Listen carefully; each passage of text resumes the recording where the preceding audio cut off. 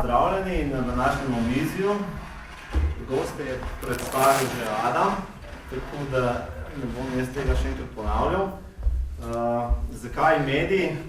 Se mi zdi, da tu je ena taka tema, ki je podobna skoraj po svojem statusu nogometu, se pravi, vsi imamo neko mnenje o medijih. Zadnje čase se precej govori o padanju ugleda, mogoče poklica samega novinarja, hkrati se pa vsi strinjamo, da so mediji nekaj, kar je zelo pomembno. Danes imamo tri goste, ki vsak na svoj način v tej medijski pokrajini sodelujejo. Ko sem se pripravljal in malo raziskoval, kdo bo danes gost, sem gotovo, da imamo eno tako zanimivo mešanico osebnosti, ki v medijih deluje in vsak na svoj način, nekdo na lokalni ravni, nekdo mogoče v največji medijski hiši v Sloveniji, spet nekdo je malo bolj prisoten na spletu, nekdo je malo bolj med temi, kot smo včasih rekli, tradicionalnimi mediji, tako da se mi zdi, da se obeta zanimiva debata. Zdaj, mogoče za začetek vprašanje za vse tri, pa mogoče bi vas, Jože, prosil, da boste zadnji. Mogoče samo, da predstavite medij, v katerem delujete, koga vaš medij nagovarja, kako bi opisali vaše občinstvo, če temu tako rečem, in recimo, katere teme so tiste, ki vas najbolj zanimajo. Pa začnemo pred vas, Matjaž, ki delujete malo bolj na lokalni ravni. Dobro večer vsem skupaj in hvala organizatorjem za povabilo, sem bil kar tako malo presenečen. Jaz zastopam medij Lokalna Ajdovščina, saj verjetno ga kar poznaste, ne? In gre za v bistvu lokalni medij, se pravi se nekako na papirju njegova, nekako, dajmo reči, da je delujoč od Črnič do Podnanosa, ne? Na papirju sam pač prek vseh teh socialnih omrežij. Mislim, da marsikakšna novica doseže tudi še dosti bolj širše, kot tudi vidiš pač podatke, do kam seže neka novica. Nastal je tako dokaj po naključju ta medij, ampak mislim, da bo naslednje leto praznoval 10. obletnico, no, tako da neko vsaj občinsko manjšo težo že ima, no, tako da oziroma tudi branost in številke, ki jih imamo za lokalno okolje, mislim, da so dobre, no, da pač definitivno pa nagovarjamo res lokalno občinstvo, ne, tako da se trudimo, da so tudi novice v bistvu čim bolj lokalne in take, ki pač zadevajo ljudi, ki to živimo.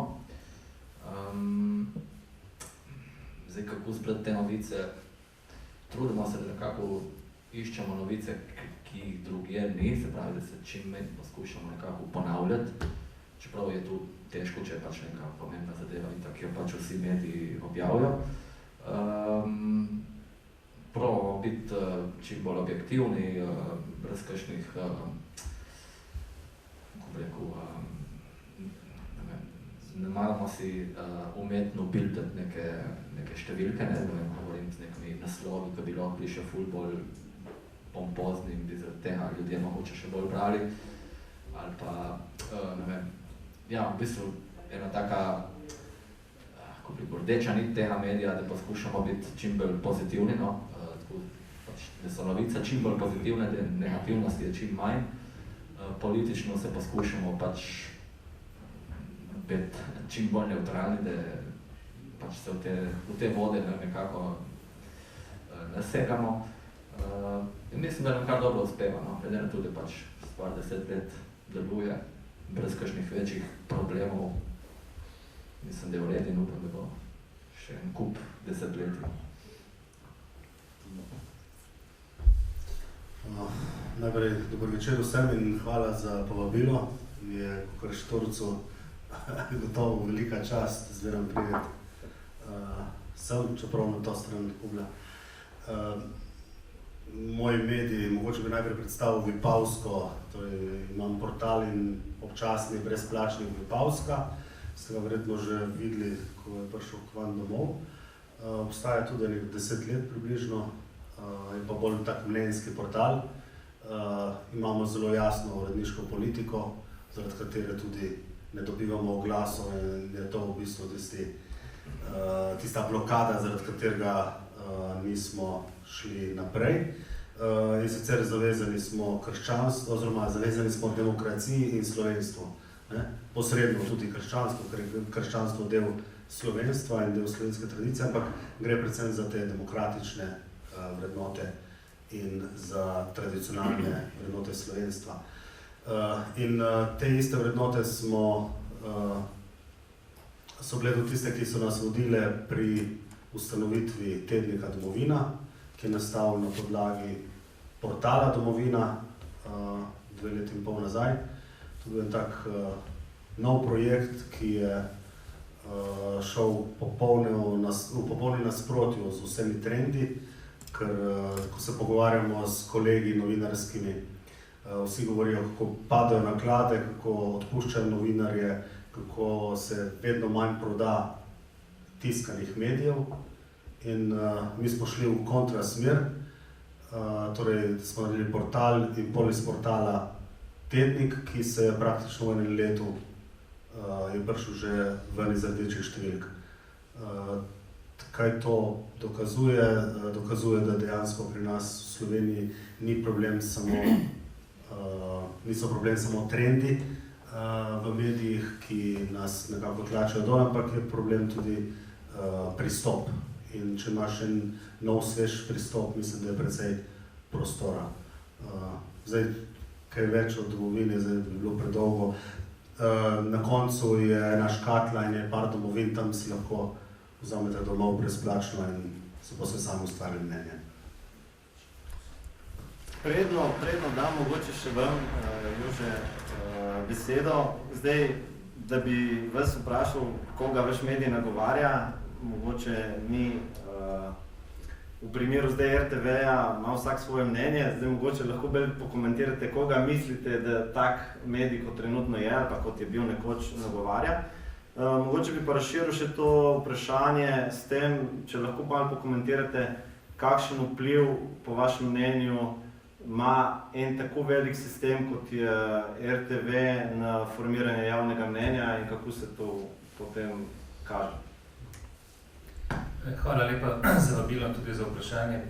Glede na to, da sta moja kolega govorila kar nekaj minut, pa imata malo zaposlenih, pri nas je 2200, 2300 zaposlenih, tako da si bomo vzeli eno uro, da spregovorimo o vsem tem. Prekinu. Kaj vse RTV je? RTV je gotovo največja, v nekem smislu tudi najuglednejša medijska ustanova v Sloveniji in edini javni medij, ki je v javnem interesu, ki ima svoj zakon, ki ga seveda ščiti in formira in ki je na nek način seveda zaradi tega, ker ga plačujete vsi, ki imate RTV oziroma ki imate električne števce, tudi zavezan javnosti. Tega se ljudje včasih premalo zavedajo, ga jemljajo kot enega od medijev, dejansko je pa to njihov, naš medij, medij vseh, ne sme biti medij nikogar. Koga ta medij nagovarja? Najprej mogoče, kar se tiče zvrsti, seveda kar neko obljubljeno ali pa tisto prepovedan sadež informativni program, kjer se pač politika običajno bori za vpliv, ampak glavnina ali pa velik del denarja gre tudi za kulturno-umetniške programe, ki so izredno pomembni, izobraževalne programe. Žal se v plejadi poplavi teh resničnostnih šovov in raznih drugih neumnosti in telenovel, se ti zelo kakovostni, tudi seveda dražji programi, ki so pomembni za formiranje slovenstva in naš odnos do sveta, se nekje izgubljajo. Ampak to je pomembno poslanstvo televizije in seže potem vse do tudi športnega programa. Šport je pomemben, krepi slovenskega duha, edina točka, kjer se Slovenci povezujemo po osamosvojitvi. Tako da je to ta širok spektr in seveda potem še radio, ki ima spet vse zvrsti od informativnega kulturnega programa do simfoničnega orkestra, Big Bena, se pravi, to je res ustanova, ki je pomembna za formiranje nacije in je tako vlogo tudi odigrala.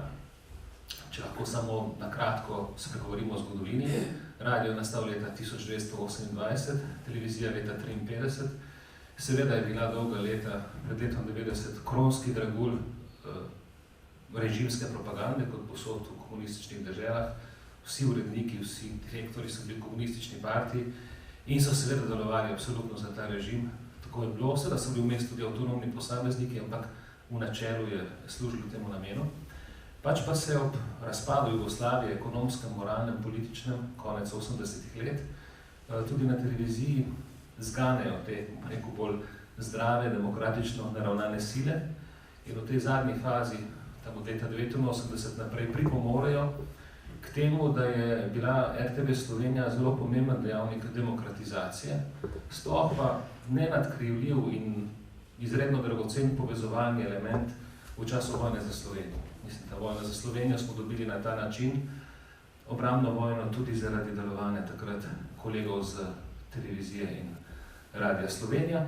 Po letu 90 se je poskušala ta ustanova demokratizirati in depolitizirati, ne.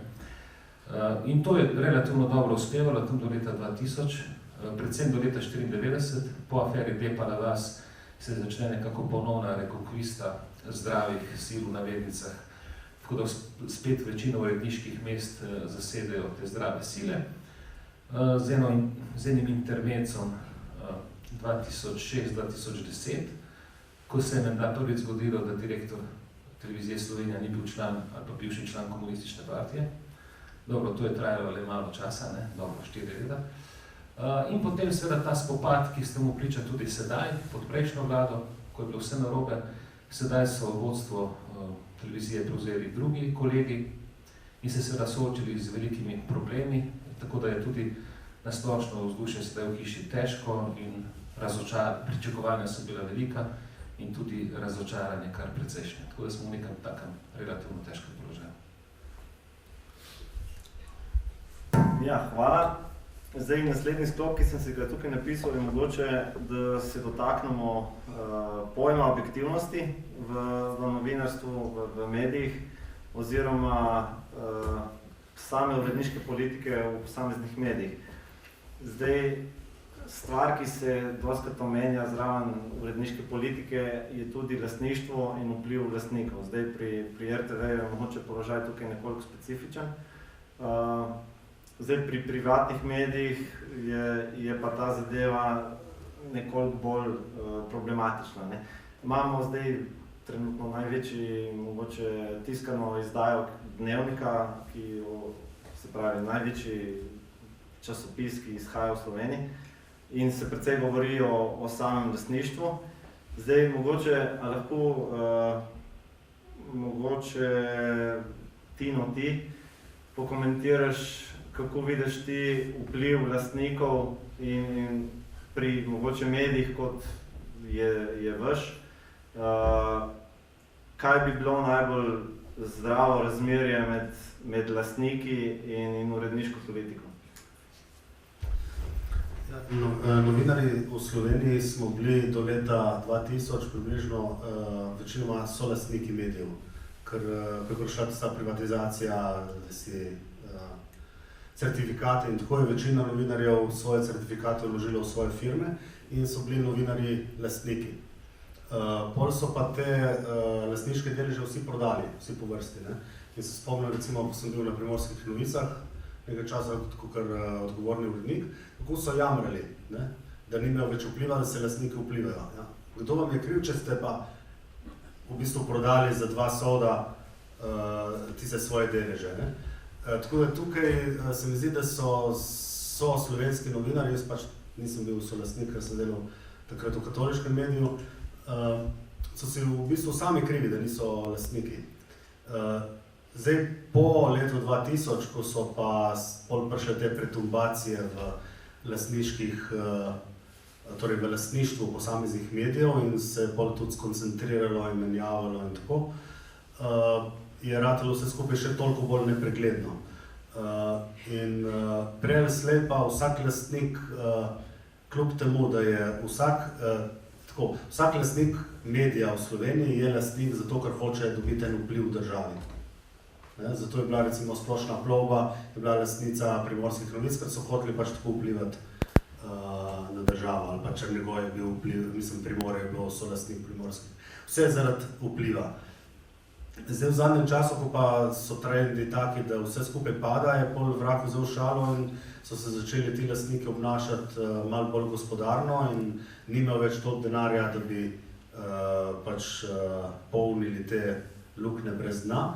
In so začeli odpuščati, zato recimo določeni mediji dihajo na škrge in se je veliko medijev že prodalo Odlasku in njegovem imperiju, tako so recimo Primorske se zasuvajo oziroma imajo pol manj zaposlenih in bistveno manj vsebine v kar prej. Zdaj je Večer v temu. Tako da v Sloveniji je problem lastništva zelo podobno je gospodarstvo. Ne? Gospodarstvo z izjemo tistih ljudi, ki so sami ustvarili podjetje in so sami lastniki, je vse lastništvo bolj ali manj nepregledno. In v veliki meri je to tudi v državni lasti in zato se pol dogaja, da dejansko prave konkurence niti ni. In to mislim, da je ta ključni problem, zaradi katerega tudi v zadnjem času mediji, ki bi morali po gospodarskem ključu že davno propasti, da so zdaj začeli bolj intenzivno propadati. Mogoče vprašanje za vas, Matjaž. Zdaj lahko pokomentiraš isto vprašanje kot Tino, no? Ampak mogoče, če se malo omejimo na zadeve na lokalu. Se pravi, kar se tiče lastništva, mogoče pri vas ni take skrivnosti, ne? Ampak kaj pa samo vpliv financiranja? Mogoče v eni Ajdovščini, recimo, da imamo 2-3 igralce, ki pokrivajo lokalne novice in skoraj vedno si finančno, ne bom rekel odvisen, ampak velik vpliv ima tudi financiranje občine na te. A je sploh možno na eni lokalni ravni imeti medij, ki si lahko privošči, nočem zdaj preveč sugerirati, ampak biti kritičen recimo do aktualne oblasti na občini, hkrati pa računati na sredstva iz razpisov te iste občine.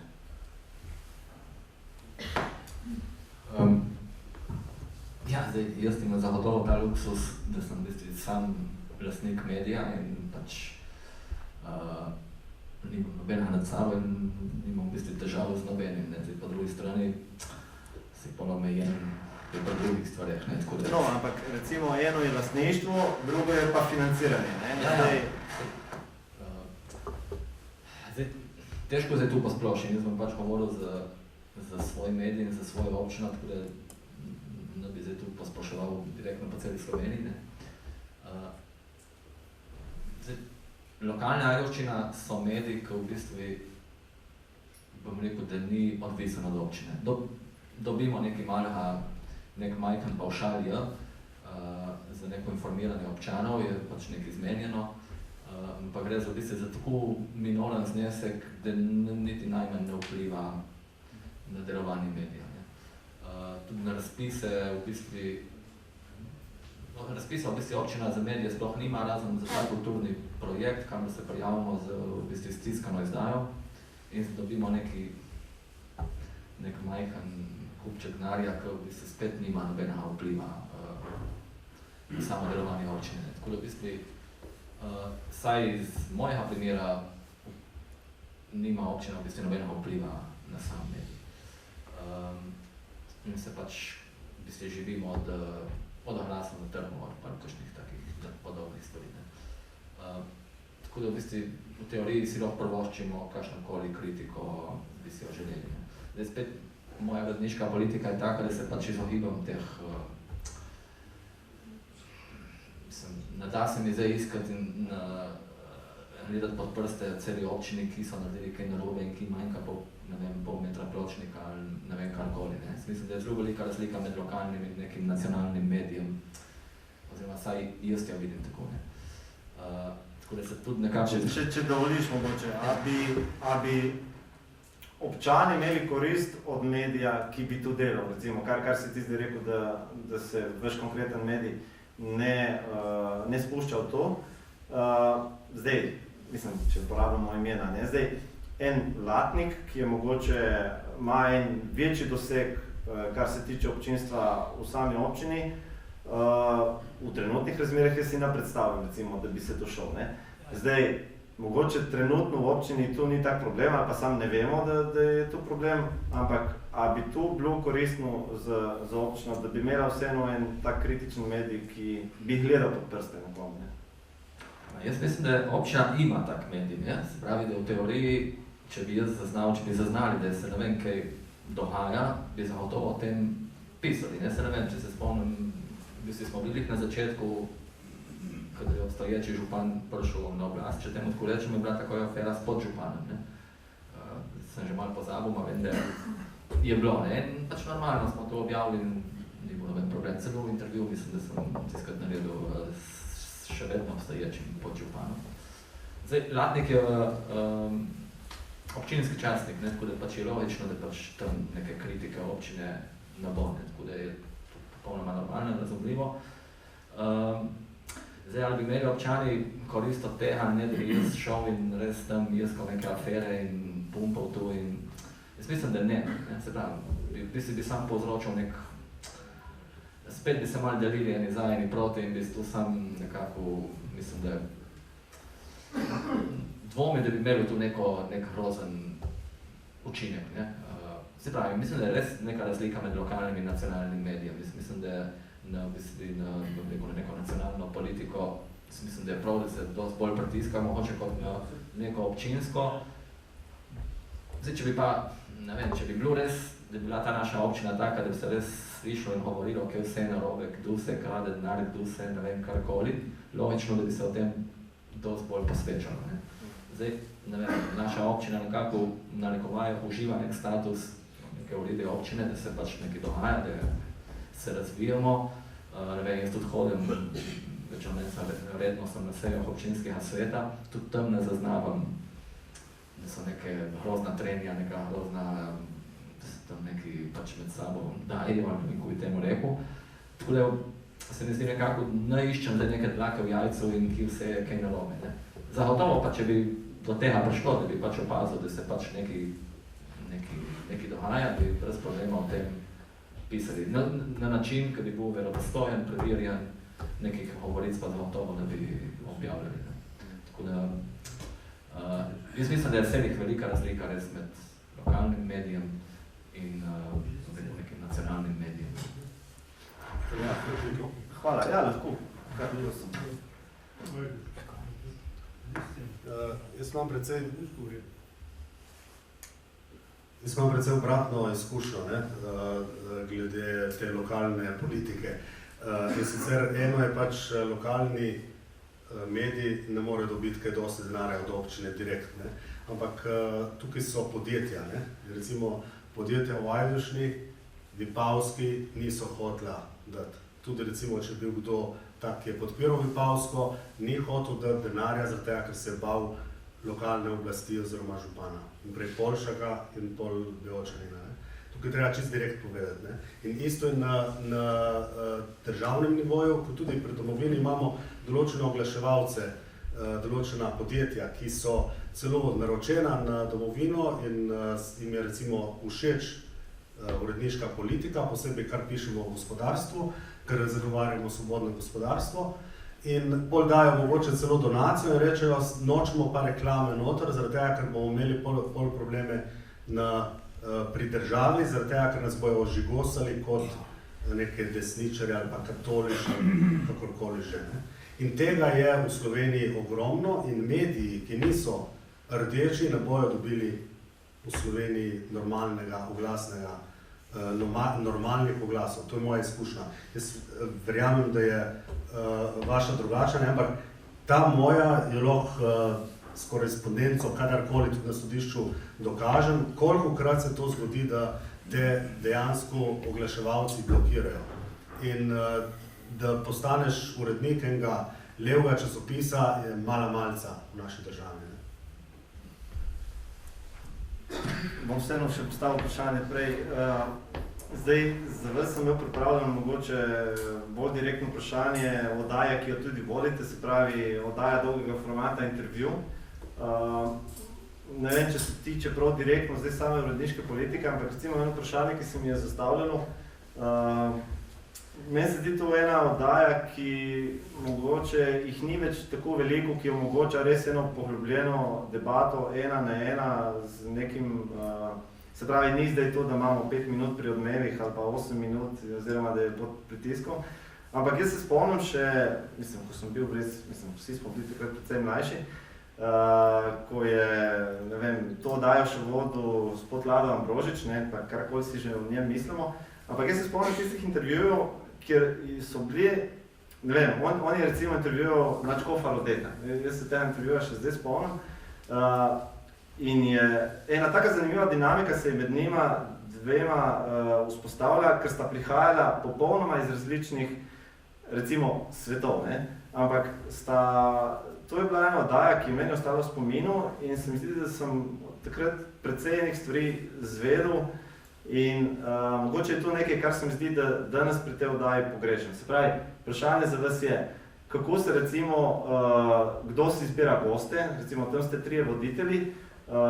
Moj vtis, kakor zdaj spremljam, je, da je precej, kot da gre za izogibanje nekih konfrontacij. Se pravi, če pogledam jaz ime gosta, jaz že skoraj vem, kdo ga bo intervjuval. Se pravi, zakaj recimo, ne vem, ali je to zdaj vztrajanje gosta, ali je mogoče to zdaj samo izbiranje voditeljev takih gostov.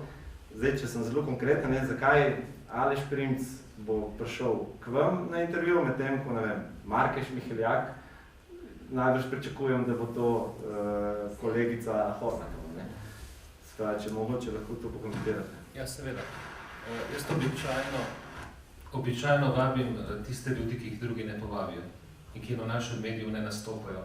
Vsaj ne glede na, recimo, doseg in znanje in prepoznavnost, ki jo imajo. In glede na to, da naša hiša tradicionalno v zadnjem obdobju, ko so številni kolegi izgubili pozicije, pa še toliko bolj visi v levo stran, čeprav jo plačujete vsi državljani, tudi kar se mnenjskih voditeljev, ki nastopajo, tiče, se namerno odločam za ljudi, ki dopolnjujejo to, recimo, ta nabor medijske pluralnosti, ker se mi zdi, da je to moja dolžnost. Sem pač novinar javne televizije, ki plačujete vsi in zato namerno, po večini namerno izbiram gosta, ki sicer ne pridajo v krog, ki recimo ne nastopijo tako pogosto, ne pa kaj povedati. So pa to tudi velike izjeme, namreč recimo nekdanji predsednik Kučan ima permanentno vabilo, da pride v oddajo. Glede na način, kako oddajo vodim, bi bil seveda lepo sprejet. Res pa je, da bi mu postavil tudi vprašanja. In zdaj, kot vidim, bi mu moral vprašanja postaviti oziroma postaviti vnaprej. Zato se pač ne moram odločiti, se nekako ne moram zmeniti. Sem pa tudi naredil izjemo, zdaj sem povabil v intervju Igorja Lukšiča, ki je bil predsednik SD-ja, levo krilo SD-ja in tako naprej, minister v SD-jevski vladi. Tako da so tudi razlike, ampak na splošno se pa držim tega principa, kot sem ga omenil. Bi pa še morda malo pokomentiral, kakšno pozicijo naj bi imel medij po nekih strokovnih in zdravorazumskih kriterijih znotraj neke družbe, neke skupnosti in tudi lokalne. Absolutno mora biti kritičen do oblasti, čeprav na prvo žogo to seveda oblasti ni všeč, ampak dolgoročno, v tradiciji zahodnih civilizacij je pa medij tisti, ki opravlja to vlogo psa čuvaja, kot se ga kdo reče, in na koncu koristi to sami oblasti, sploh pa skupnosti. Namreč, bivši režim je imel ravno tako, imel vse medije pod svojo kontrolo, vsi so jih hvalili, več ali manj, do britkega konca. Če mediji so ena tistih institucij ali pa veje oblasti, ki pomagajo k temu, da prihaja do korekcij in do stalnih korekcij, in da je tudi oblast seveda v neki negotovosti, kaj se bo zgodilo, kaj bo prišlo na dan, kaj ne. Če se to ne dogaja, zaide oblast v težave. In gledajte, tipični primer se dogaja ravno kar pred vami. Mi smo seveda zaradi silnega medijskega potenciala, ki ga pri nas leva sredina premore, smo pač dobili oblast, kot smo jo dobili. In to oblast se je pač hvalilo, dokler ni začela hoditi po vodi, ker so mislili, da je vse to res in zdaj seveda se utapla vse skupaj. Ne? Ampak odgovornost za to, da smo mi tako oblast dobili, ni v doktorju Robertu Golobu, sploh ne samo v njemu, on je bil tak ves čas. Samo mi, kot volivci, tega nismo smeli izvedeti. Ne? In še dolgo, dokler se je dalo, se je prikrivalo resnično podobo tega potencijala, ki ga ta oblast premore. Zdaj, ko vse skupaj propada, seveda zdaj pa brcajo v ta trupla tudi tisti, seveda, ki so pomagali to oblast vzpostaviti. In to je vsa zgodba. Mi potrebujemo kritične medije na lokalni in državni ravni, sicer bomo zašli v diktaturo in velike težave. Ja, zdaj, apropo temu, kar ste rekel,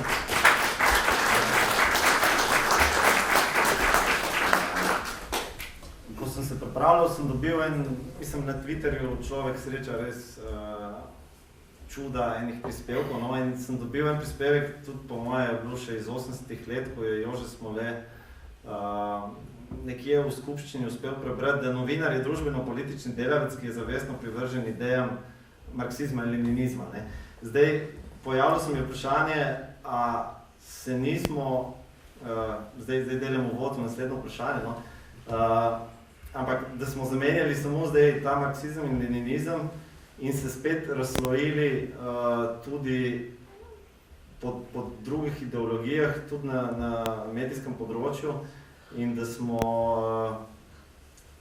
tudi, mislim, ne uspe nam nekako uvesti novinarstvo kot, ne vem, kot stroko, ampak smo se tudi tukaj razdelili. Ne? Spremljamo recimo dve novinarski združenji. Spremljamo zelo veliko polarizacijo na področju medijev. Ne? Se pravi, levica nekako producira ali pa jih ima že odprej, ne? Je v veliki prednosti po številu medijev, po mogoče finančni moči teh medijev, ne? Ampak je zdaj edina rešitev, da zadevo uravnotežimo, ali bi se dalo to kako drugače narediti. Ne? Zdaj mogoče vprašanje za vas, Tino. No? Kako vi gledate na ta fenomen polarizacije medijev? A se ustvarjamo ene medijske mehurčke, kjer bomo brali samo tisto, ki bo potrjevalo naše stališče, ki ga imamo že izoblikovano? In kje je tukaj zdaj sama verodostojnost medijev? Zakaj, evo, zdaj pa vprašanje, ki ste napisal, no, zakaj verodostojnost medija ni ovira za njegovo uspešnost? Svoboda medijev in neke vrste dialog v medijih je temelj demokracije. Ne? Brez svobodnih medijev demokracije ni. Torej, če imamo medije, ki govorijo vsi enostransko, je zaradi tega demokracija sama pohabljena. Ne? In naša slovenska demokracija je v tem pogledu kar precej pohabljena, ker Slovenija je dejansko edina država v Evropi, ali pa vsaj v Evropski uniji, ki nima niti enega desno-sredinskega dnevnika. To je recimo, bom ponovil to, kar je Jože rekel kot zgodovinar, 100 let nazaj ali pa 120 let nazaj smo imeli dva dnevnika v Sloveniji, enega liberalnega in klerikalnega, ki so se napadali za se vmes, tako vam svetujem, da si kdaj preberete, ne? So bili veliko bolj žolčni, kot recimo mi danes. Drugega. Ampak smo imeli dva. Ne? Danes jih imamo, mislim, da 5 ali 6, so vsi levi. Ne? V elektronskih medijih je tudi zelo podobno. Ko pogledamo medijski vpliv, je v Sloveniji to izrazito pristransko. In dejansko, če gremo spet malo v zgodovino, v Avstriji, ko so naredili republiko po drugi svetovni vojni, so delili vse stvari na levo in desno. Torej, ko sta bili, recimo je bilo treba dati direktorja avstrijskih železnic in so se pol izmislili še pod direktorja zraven, da so dali eno mesto ljudski stranki, drugo pa socialdemokratom. Zato, da so dobili obojni vpliv na avstrijske železnice. Zdaj, mi se temu smejemo, ampak dejansko mi sploh nismo še na tej stopni. Mi, če hočemo priti do demokracije, se morajo stvari deliti. Posebej mediji se morajo deliti, moramo imeti leve in moramo imeti desne. Ne? In dokler tega ne bomo imeli, dokler ne bo tega dialoga, bo demokracija pohabljena. Ne? Zato je to, da imaš dva medija, ki sta si nasprotna, to je bistvo vsega. Ne? Se tudi svojo ženo... Se oproščam, samo da prekinjam.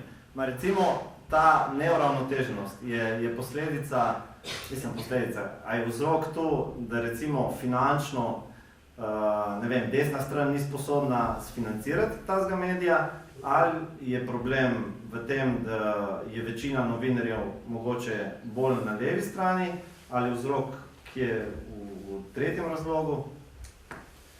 Da bom bolj preprost, če pogledamo gospodarstvo in pogledamo tiste tako imenovane rdeče direktorje iz leta 90 in danes in kapital, ki je bil takrat v teh, če rečemo, v rdečih podjetjih in kje je danes, pol vidimo, da gre bolj ali manj za iste ljudi ali pa njihove potomce ali pa nečake ali pa prijatelje, ki še vedno vedrijo in oblačijo v teh podjetjih.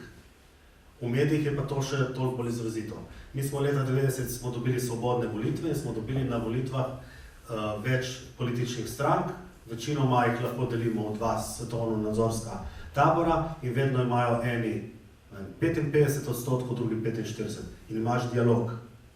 V medijih pa tega nismo doživeli, zato ker so mediji ostali v rokah istih lastnikov in istih novinarjev, ki so bili prej. Novinarji so pa prej bili družbeno-politični delavci, ki so bili propagandistična roka partije. In še dan danes, ko poslušaš recimo posebej na RTV-ju, recimo poročanje v Gazi, oni še zdaj imajo fiks idejo, da morajo oni nas osveščati, kaj je v Gazi, ker so oni bolj pametni kot mi ne vemo, kaj je, in pol nam solijo pamet in nas silijo v to. Namesto da bi pač pokazali novico in mi smo dovolj pametni, da si sami ustvarimo mnenje. Ni treba, ko bi rekel, prav porivati za vsako stvar, kako moraš razmišljati. Jože, mogoče bi še vi kaj pokomentiral glede uravnoteženosti medijskega prostora v Sloveniji. Mogoče lahko tudi pokomentirate uravnoteženost samega medijskega prostora znotraj vaše hiše. Se pravi, mogoče smo imeli precej v zadnjem letu teh povodov za to debato, od tega, koga je več, mogoče kakšne so zdaj trenutno razmere? Ja, lahko bi rekel, da so razmere v enem smislu dramatične. Sedaj, če sem čisto natančen, dobro, ne bi rad kakšno krivico naredil, mislim, da so skoraj zadnji ostavki ima, recimo v prime time terminu, v srednjem, najbolj uglednem terminu, kakšno oddajo, da sem ostal samo jaz. Ne vem, če bi še kdo bil. Vsi ostali kolegi, se jih je bilo samo nekaj, so te oddaje izgubili oziroma so bili umaknjeni. In to je gotovo zadeva, ki ne prispeva k pluralnosti te hiše in oni, ti posamezni kolegi, recimo začenši s kolegom Pirkovičem, niso bili umaknjeni zato, ker bi bile njihove oddaje nepluralne, se počne Igor Vabu v svojo oddajo vse strani, res da Levica se je odločila, da ne hodi, da bo raje počakala, da njega zamenjajo. Spravi, niso bili umaknjeni zato, ker bi delali slabo, ker njihove oddaje ne bi bile gledane ali pa vplivne, ampak zato, ker so prispevali in odpirali določene teme, ki jih ostali programi ne odpirajo.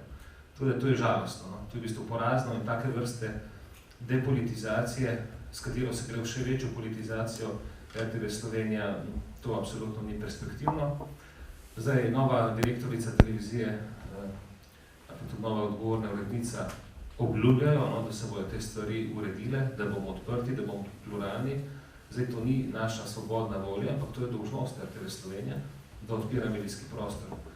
V času, ko sem bil sam direktor televizije 2006-2010, je bilo edino obdobje, ker smo se res trudili, da smo prostor odpirali, da smo zaposlovali ljudi, žal premalo, ki so imeli alternativno razmišljanje, se pravi, tako kot je sestava prebivalstva nazorsko pluralna, recimo, če vemo, 360 stopinj, tako mora biti približno, mora biti tudi nazorska sestava zaposlenih na RTV-ju, bi bilo prav.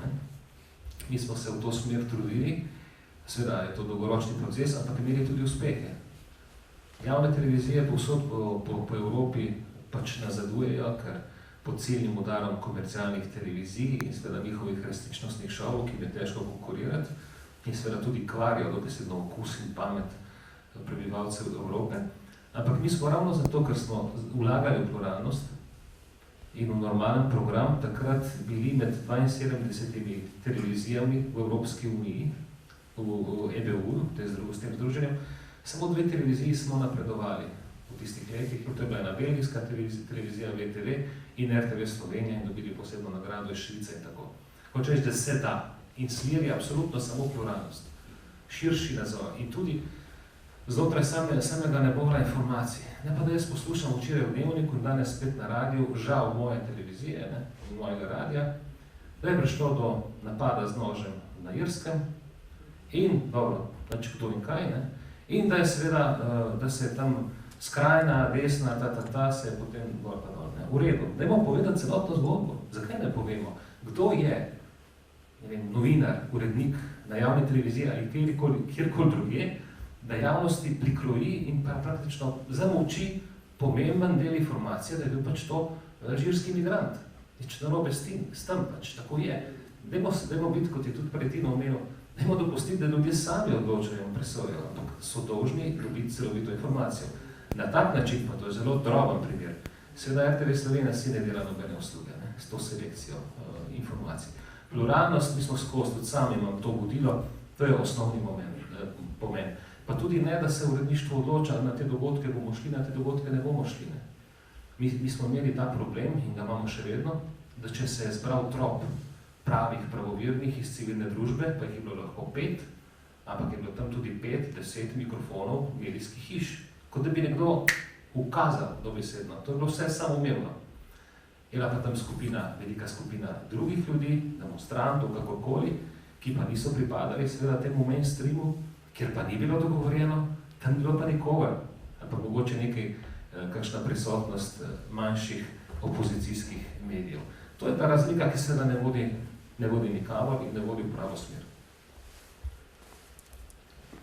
Ura je 7:50, mogoče naredimo mi še en krog, pol damo pa še priložnost vprašanjem iz publike. Jaz sem imel vprašanj sicer še več, ampak ura zelo hitro teče.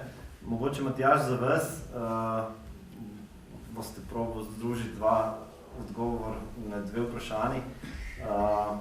Se pravi, a vi kot medij veste, iz katerih vseh kanalov se občani v Ajdovščini informirajo? In zadnje vprašanje, ki ga bom vsem trem postavil, je, kje vidite prihodnost medijev?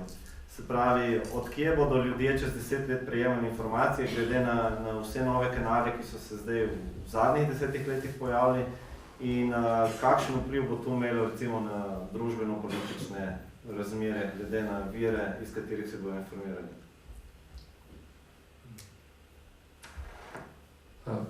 Če sem prav zastopil prvi del vprašanja, od kje v Ajdovščini dobivamo informacije? V smislu, splošno, kaj beremo, kaj poslušamo, katere spletna omrežja spremljamo?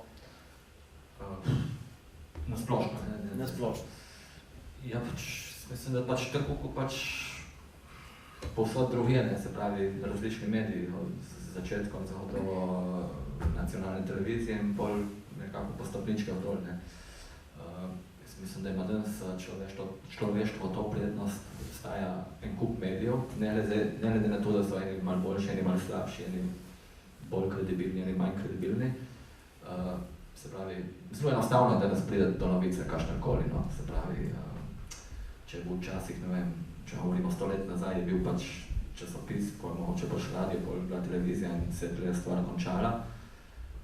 Ne vem, imam danes tle milijon medijev v roki, tako da mislim, da do novic je zelo enostavno pridati in da mislim, da tudi občani pač vsak ponudca tisto, kar mu nekako najbolj paše, da je tu televizija, ali je splet, ali je TikTok, ali je pač karkoli, Tako da težko zdaj rečem, kje občani Ajdovščine dobivajo največ informacij. Jaz mislim, da pač vsaj po teh številkah, ki jih jaz vidim, da tudi uporabljajo dosti lokalne medije, naš medij, zagotovo tudi Primorske novice, vidim, da so še branje Radio Robin, mislim, da ima tudi tak zanimiv vpliv v Ajdovščini. Radio Koper je tradicionalno, se mi zdi, tako zelo dobro sprejet medij. Pač res nešteto teh majhnih medijev,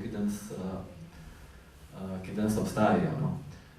Meni osebno se zdi to zelo fajn, ne, da je res ogromnih medijev, da imaš, danes res lahko prideš do neke vsebine z različnih kotov, z različnih stvari, ali to globalno, ali lokalno, ali nacionalno. Prihodnost? Mislim, da si tudi danes človek, se strinjam v bistvu z mrsičem, kar sta tle sogovornika povedala, ampak jaz mislim, da človek danes, ki si želi izobraziti o neki novici, se lahko, no, ima res na voljo na tisoče in tisoče informacij, in potem pa njegova stvar, kako bo te informacije predelal in kaj bo vzel za resnično in kaj neresnično. Prihodnost, jaz mislim, da bo zelo, zelo drugačna, kot je danes. Ne. Mislim, da se tudi že dogaja. Ne. Tudi vidim jaz ena novica, ki jo daš na spletni portal, pa je zelo zanimiva, zelo bombastična, ne vem, kakšna pride do nekega taka riča. Ne. Ena novica, ki je danes na Instagramu, na TikToku, je številka 2x večja. Ne.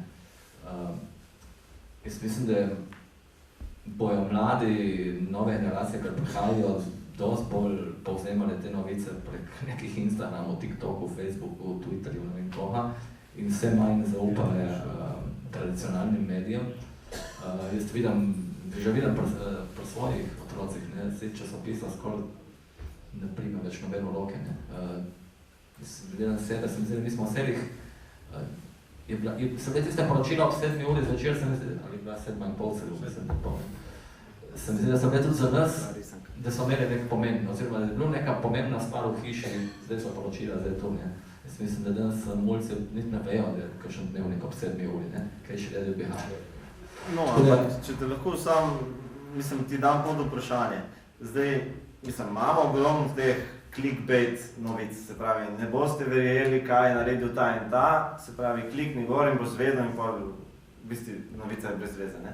Zdaj, če so te novice najbolj klikane in ne vem, če sem te prav razumel, da pričakuješ tega več, a to pomeni, da bojo ljudje v prihodnosti slabše informirani? Ali je to preveč črnogledo? Slabše zagotovo ne bodo. Jaz mislim, da bi jo drugače informirali, ne. Zdaj, mi lahko tle razpravljamo, ali je to v redu, ali ni v redu, resničnostni šovi, ali so v redu, ampak so, ne. Zdaj, svet je tak, ko je, ne, zdaj, ne bomo ustavili in rekli, ne, zdaj smo prišli do neke točke, da ni v redu, bežimo nazaj in naredimo še enkrat znova, ne. Pač, tu je neka val, kar gre, da si ena generacija, drugič bo druga in mi tega ne bomo ustavili, ne. Še zmeraj bojo pač, mislim, da je neka kredibilnost, pluralnost, verodostojnost bo vedno imelo neko težo, ne. In tudi vsej ljudje smo različni, ne, tako ko so bili različni 100 let nazaj, smo tudi danes različni, tudi čez 100 let bijo veliko različni, ne. Tudi, mislim, da tudi medije dosegna ta globalizacija, ne. Meni v bistvu, če pogledam malo na slovenski prostor, jaz pogrešam, da bi se malo bolj, da bi bili, ne vem, lokalni mediji malo bolj pomembni, ne. Se mi zdi, da mogoče, da je prihodnost v lokalnih medijih, ne. Zakaj? Zato, ker danes lahko prej izvem, ne vem, kaj se je zgodilo enemu tam, ne vem, sred Amerike, kakor enemu, ne vem, Dobravljah, ne. Tukaj je pač ta globalizacija, ne. Jaz tako malo primerjam, danes je ful moderno, ne vem, prehranjenje, vse bio, eko, lokalno, čim manj kilometrov, ne. Jaz mislim, da tudi novice, za novice velja nekaj podobnega, da je čim boljša, da manj ko prepotuje kilometrov, boljša je mogoče, ne. Bolje bio, bolje eko, ne. Tako da jaz mislim, da je, vsaj iz mojega stališča, bi rekel, da prihodnost je mogoče je v lokalnih medijih in jaz bi tudi si želel, da bi jih se še bolj podpiralo. Ne nazadnje je tudi ena zelo dobra skočna deska za neke mlade novinarje, ki lahko pol pridejo, ne vem, k nekim večjim medijem. Tudi v mojem primeru se je tu že zgodilo, da smo mladim dali priložnost in jih danes vidim že precej više, kot so lokalna najluščina, ne. Tako da jaz tam rekel, ne, da je prihodnost ne svetla, ne temna, prihodnost je, ne, zdaj kakšna je, težko rečemo, zagotovo bo pa medijsko za moje pojme precej drugačno, kako je danes, ne. Tino, mogoče nadaljuješ ti z istim vprašanjem. Ja, res bi bilo bolj za se vprašati, kako odgovarjati, ne. Ker ne vemo, kakšna je prihodnost, oziroma kakšna bo, hvala Bogu. Gotovo, da nakazujejo se določeni trendi, da recimo dnevniki tiskani bojo verjetno v par letih izginili popolnoma, ker jim tako pada naklada. Zdaj tedniki, mesečniki, tabloidi pa ne bojo, ne.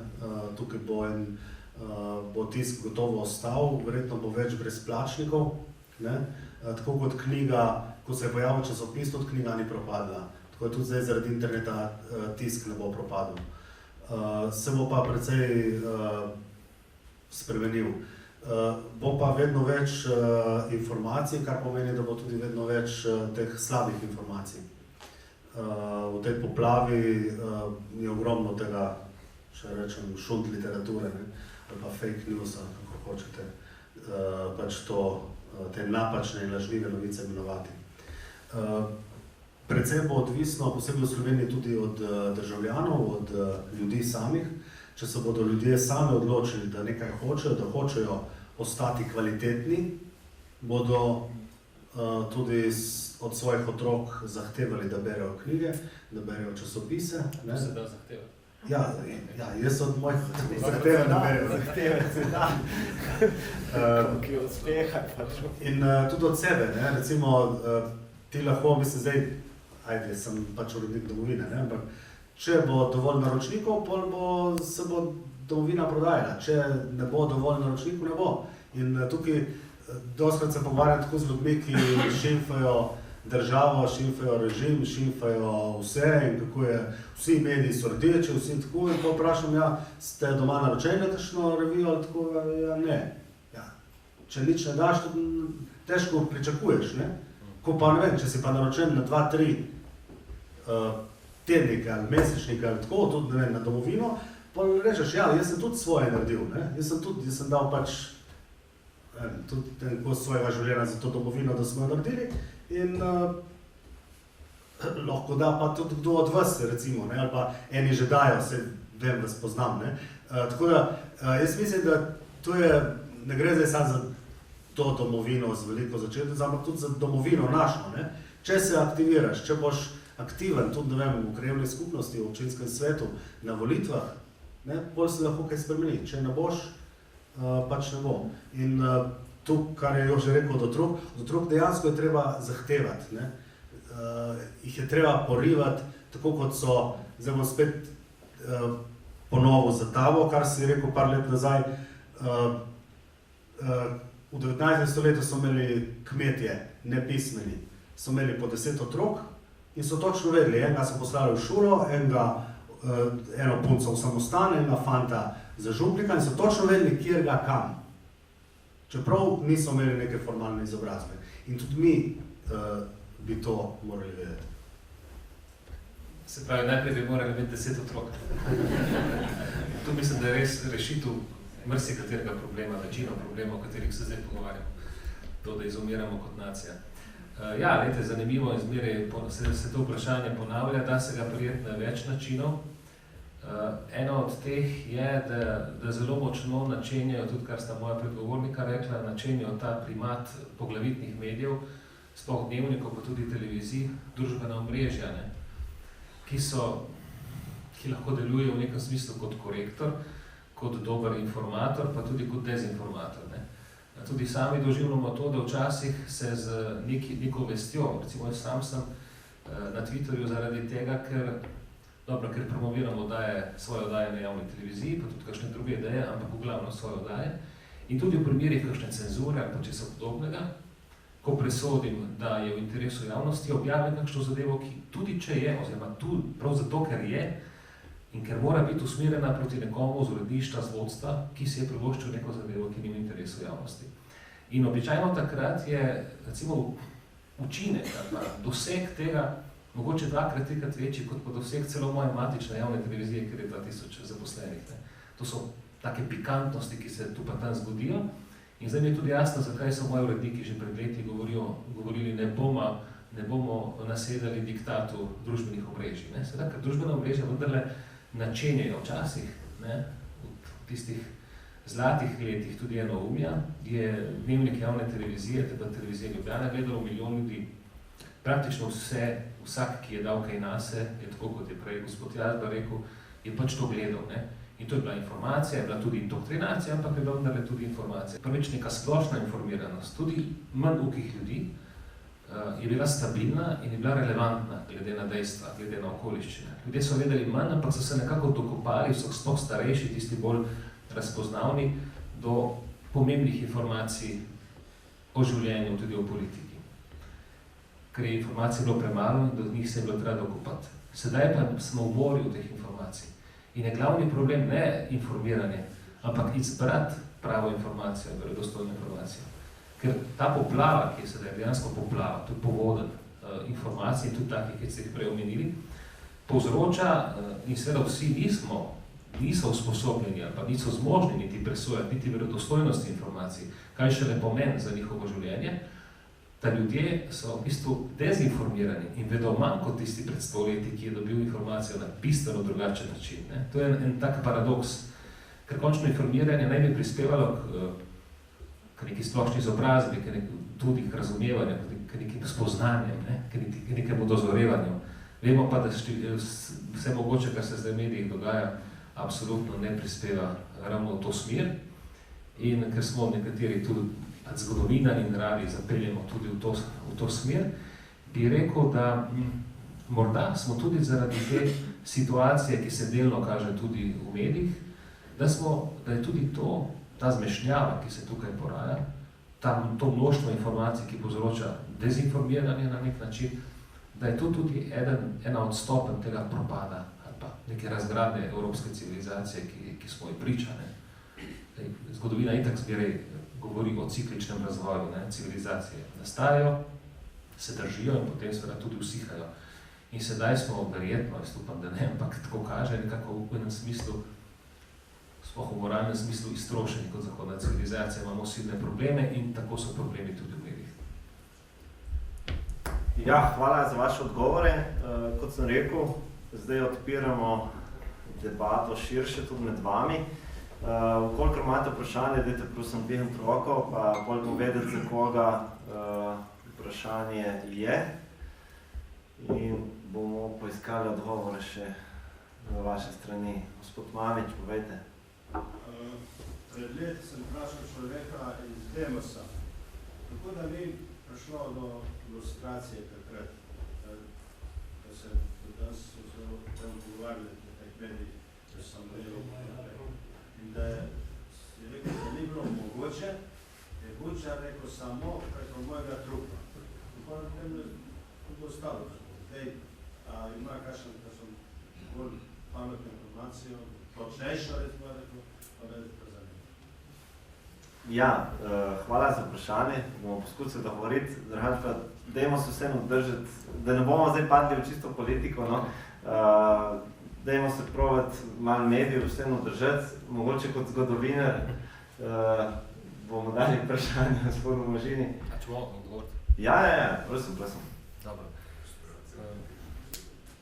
Dobro, sem tudi gospoda Bučarja poznal, ga večkrat snemal. Moj oče pokojni se ga je spomnil, da je bil pač tam med vodstvom taborišča Litostroj, ki je bilo na najhujših taborišč za tiste, ki so po vojni mislili drugače, ker ga je tudi videl. Človek absolutno zanimivega življenjskega kroga, ki je imel to seveda temno plat po drugi svetovni vojni, ne med njo, takrat je bil partizan. In seveda, očitno tudi v stiku službo državne varnosti in prej UDBO. In to, kar ste gospod Mamić prej omenili, je meni potrdil to njegov dober prijatelj, ki sem ga snemal za pričevalca. Je rekel ravno to. Ko si prišel do te točke, absolutno Bučar ni mogel naprej. Sicer je pa njegov prispevek zelo velik. Jaz se spomnim njegovega predavanja leta 1989 v Slovenski matici, ko je prišel iz Strasbourga. Takrat je to razburkalo, ker je evropsko javnost prepričeval, ne Jugoslaviji ne pomagajo finančno, ne jo pustijo propast, dobesedno je bil koražen človek, marsikaj dobrega naredil. Je pa res na teh ključnih točkah, ko je šlo za neko normalno reakcijo na avtoritarni režim in njegove nosilce, ki je pač vladal 50 let in ko so zrele demokracije, takrat nove, Češka, Slovaška, Madžarska, Poljska, omejile bivše komunistične funkcionarje in seveda tudi potem napredovali hitreje kot mi. Pri nas to ni bilo mogoče, eno zaradi Bučarja, drugo pa tudi kasneje, to je bilo, ne znam točno locirati, recimo sredi 90-ih let, je takrat SDSS Pučnikov predlagal, da se bi vsak, ki kandidira za poslanca, moral izjasniti, ali je sodeloval v službo državne varnosti. No in ta predlog ni bil sprejet. Kar je pomenilo, vse tako bi se lahko sklepalo, da večina, ki je o tem odločila, je imela težave s službo državne varnosti. Naš problem je, da se ta red bivšega režima vleče za nami. Ja. No, jaz bi najprej vse tri vprašala, kakšna je vaša odgovornost novinarja, da propagira in razširja vrednote, ki so vredne človeka in naše domovine. Zelo rada preberem vaš časopis, Matjaž, zato, ker ima neka sporočila in so neki članki, ob katerih se zamisliš. Se pa vedno sprašujem, katere vrednote za človeka, za dostojno življenje znotraj tega zastopate. In sem si že malo ustvarila selekcije, da nekatere članke zelo težko že preberem. Koliko je tukaj odvisno od vas kot urednika, odgovornega in tudi lastnika, ne, medija? In druga stvar, drugi naš lokalni časopis je zame kot Google, ki ga zjutraj odprem in mi na hitro navrže en kup novic. Zame biti tak urednik, da samo posreduješ neke novice, mi je zelo skopo zame. Jaz rada berem neka razmišljanja in tu v domovini rada preberem, kjer zopet zelo gledam, če je ta medij stoji za mojimi vrednotami, ne? In tisto rada preberem. In enako te dokumentarne oddaje ali pa pogovorne oddaje na RTV-ju in te odmeve in dnevnike in to se mi pa zdi, da je samo navrženo. Tako da jaz nimam skrbi, da ne bi ljudje brali medije, ampak rabijo neka razmišljanja, jaz osebno, in komentarje in stališča. In skozi to tudi presojam uredniško politiko. Ne? Začnemo mogoče pa kar pri tebi, Matjaž.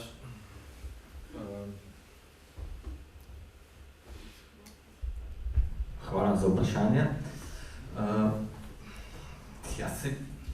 Tako kot mislim vrednote. Težko je zdaj definirati neke vrednote. Ne? Se pravi, lokalne Ajdovščine zagotovo vsaj trudimo se tako, da nekako politično ne sehamo ne levo, ne desno, niti se nočemo opredeljevati. Tako da bi težko rekel, da ste zdaj ne vem, mogoče zasledila kaj tazga v tej smeri, prej bi rekel, da ne. Ja, se pa strinjam točno s tem, ne, da pač tudi meni osebno so všeč taki mediji, kamor prebiraš malo širšo sliko, no, da pač je nek komentar, je neka obrazložitev, da ti da misliti, da ti, ne vem, mogoče kar končaš brati, da ti ostane neko vprašanje v glavi in o tem bolj tudi razmišljaš, ne, o tem se tudi nekako trudimo.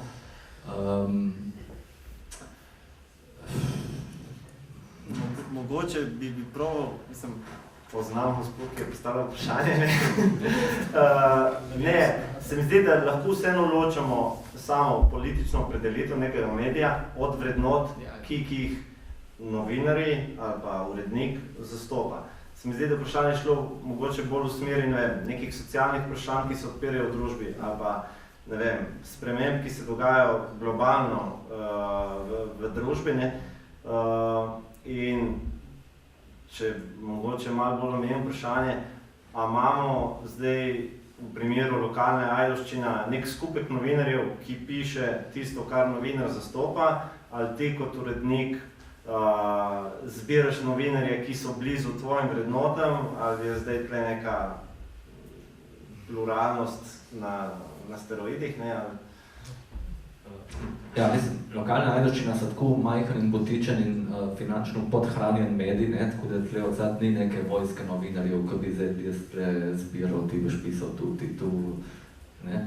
Tako da je bolj, v bistvu sem vesel Sanzha, ko se vsakega odsaj takaj preključi in ima voljo nekaj napisati, pa ne bo tu, ne vem, lahko je tu politika, lahko je tu šport, lahko je kultura, lahko je neko dogajanje tu okrog, ne. Tako da meni je predvsem v interesu, da dobim neke mlade, ker imajo neko voljo do pisanja, katerih je danes vse manj, no, vsaj tako se meni zdi. In da se pač nekako skozi ta medij tudi nekako pokažejo, izkažejo oziroma nekaj prikažejo. Zdaj seveda en toliko nadzora itak kot urednik moram imeti nad vsem in gledam, kaj je primerno in kaj ni primerno. Jaz mislim, da je spet mrči te razlike lokalno, globalno, nacionalno, kakorkoli. Da ne vem, če se je nam na lokalnem nivoju potrebno opredeliti, ne vem, za vsako stvar, kar se zgodi po svetu, ne.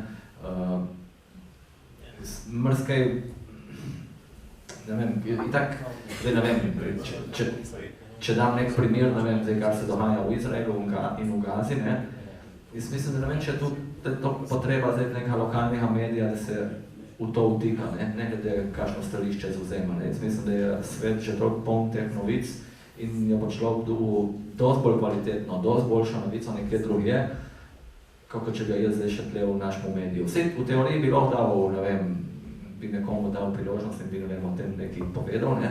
Spet bi mogel verjetno sejti neko pluralnost in zadovoljiti želje enih in drugih, ne. Ampak se mi zdi na nek način popolnoma nepotrebno neke globalne novice v nek lokalni prostor umeščati, ki jih pač dobiš kamorkoli drugje, dosti boljše, kot sem jih jaz pa nek tu drugi sposoben sproducirati, ne. Zato, če pa gremo zdaj na nekem lokalnem nivoju, pa vrednote predvsem tu, ja, da smo nekako ponosni na okolje, v katerem živimo, da kot mediji tudi poskušamo podpirati in promovirati in tudi pomagati. Mislim, da predvsem v lokalnem okolju lahko medij precej pripomore k nekemu vzdušju v nekemu ožjem okolju, ne. Tako da tu so neke te klasične vrednote, ki jih iščemo, ki jih zagovarjamo in sledimo, ne. Vsekakor si pa se mi zdi nekako kar brez veze, da bi pa zdaj čisto vse, kar se dogaja po svetu, pokomentirali, pa ne bo tu take barve, lune barve. Mislim, da naš namen je malo drugačen mogoče kot kakšen drugi, ne. Vse vprašanje je bilo za vse tri, ne, če prav razumem, pa dajte še da mogoče pokomentirati. V slovenskih medijih pišemo o marsičem, je pa bolj zanimivo, o čem ne pišemo. Recimo, jaz se spomnim pri Primorskih novicah, ko sem rad urednik, se pač šla naklada gor. Zakaj je šla naklada gor? Zaradi tega, ker sem pridobil ogromno ljudi, oziroma sem povabil k sodelovanju ogromno ljudi, ki prej nikoli niso nastopili, nikoli niso prišli noter. Ne? So bili zanimivi, ampak ker so bili z napačnega svetovno-nazorskega tabora, niso prišli, pa so bili minimalno noter. Ne? In tu, ne vem, ali Pavle Merku, ali Alojz Rebula, ne? Niso prišli noter. In tu je v bistvu ta problem. Ne gre, da se ti ne vem kako opredeljuješ, ne? Ampak jaz si ne vem, ne? Ampak si upam staviti, da Jožeta Možinov, kljub njegovim nagradam in Prešernov in ne vem komu vsega, si upam staviti, da intervjuja v Latniku, da še ni bilo, ne? Ali pa, ko je bila Radio Nova, ne vem zdaj, kako je tukaj, ampak tu so tiste stvari, ki kažejo na svetovno opredeljenost, ne? Tudi, ne vem, petomajsko priznanje si ga dobil? No, mislim, ga tudi ne bo, ne? Ker si tudi vprašanje, to se ga bomo predlagati, kako bo, ampak tu so tisti kazalci, ki ti kažejo ozadje, koliko je to zdaj res objektiven ali koliko ne, ne? Ker tu so vseeno vendarle eni dosežki, ne Vipavske, ne? In jaz mislim, da bi to morali dati noter, ne? Tako da to je. Zdaj če gremo zdaj konkretno, če grem še na pač to mojo domovino, ne? Mi imamo novice oziroma poročevalske članke in komentar imamo na koncu. Določeni članki so komentatorski v celoti in piše gor komentar. Določeni pa niso in tam ne piše komentar in je komentar na koncu. To pomeni, da bralec si pač pogleda in si ustvari sam mnenje, lahko prebere komentar na koncu ali pa ne. Se strinja ali pa ne. Dajemo zraven tudi komentarje bralcev z portala, ravno zaradi tega, da so pol tudi malo različni, da imajo ljudje različno mnenje in to pokažemo. Zato, ker, tako kot sem prej rekel, ljudje nismo neumni, da bi nam morali vse novinarji povedati, kako moramo misliti. Ja, hvala. Mogoče tako poenostavljeno, kako naj bi medij izgledal, na kakšno strukturo naj bi imel glede poročanja. Prvič, medij v zasebni lasti ima pravico biti orientiran, normalno. In nima smisla skrivati, da je orientiran tako ali kot drugače. To je tudi evropska pravila v razvitih demokracijah. So konzervativni, liberalni, socialistični mediji in tega ne skrivajo. Gre pa za tako, profesionalni medij poroča o vseh relevantnih dogodkih, lahko, in kar se tiče poročila, mora biti poročilo objektivno, se pravi, da upošteva vse deležnike in neka suha informacija se v socialističnem ali pa v nekem konzervativnem časopisu v Franciji ne bi smela prav zelo poznati. Drugi nivo je potem komentar, tukaj se pa vidi, ta svetovno-nazorska naravnanost je nepopolnoma upravičena, se nič ne skriva in so tudi časopisi, časniki in mediji znani potem. Tisti mediji, ki so nekoliko močnejši in poskušajo biti uglednejši, imajo potem tudi gostujoča peresa, ki pa niso nujno seveda v tem medijskem streamu nazorskem, kot ti veliki mediji so, ampak so alternativni, se pravi, da je že znotraj medija neka pluralnost. In to je v bistvu vsa zgodba. In vi, ko kupite medij, ko nek medij imate, morate vedeti, oziroma tudi, če ne veste, lahko hitro vidite, kako je medij usmerjen. Ima pravico biti usmerjen. Tudi levo, končno. Zakaj pa ne? Ampak je treba to vedeti, nima smisla se slepomišiti. Popolnoma zelo drugače pa na javnih medijih, ki so pač v službi javnosti in so samo javna televizija in javni radio in javni MMC, tam smo pa dejansko dolžni bi bili itak biti objektivni, kar se tiče poročanja, že izbora novic po enakih kriterijih. Se pravi, če se 5 mandelcev zbere na enem koncu ene usmeritve, potem si tudi drugih 5 mandelcev enako zasluži pozornost, približno enako, pa nas to je neuravnoteženo, je zelo pristransko, še vedno, če se oglasi ena civilna družba, smo, če se druga, nas ni. To je eno, to je že samo poročanje, tukaj se delajo napake.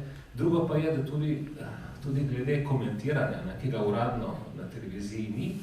Seveda smo imeli oddaje, kjer se je komentiralo predvsem iz velika leve, pa tudi skrajno leve politične opcije. In stvari so šle tako daleč, da so nekateri kolegi, ne vem, kako se je to lahko zgodilo, po tej euforiji se spozabili in celo javno, celo znotraj naših oddaj čestitali recimo politikom za zmage na volitvah. To se ne bi smelo dogajati, kjer še najmanj pa tudi na javni televiziji, kjer res lahko pričakujete tudi kot državljani neko zahtevate. Tudi zahtevate, da je medijska pluralnost in da je svetovno-nazorska uravnoteženost. Tudi na javni televiziji se morate, recimo, če ste tukaj po večini konzervativno misleči, tudi tukaj se morate počutiti doma. Morate imeti nekako svoj medijski zaslon, hkrati pa seveda upoštevati, da je vaše razmišljanje ni edino, da obstajajo tudi druga razmišljanja in da imajo ljudje pravico razmišljati in tudi manifestirati drugačno prepričanje. Ampak pravico imate tudi vi.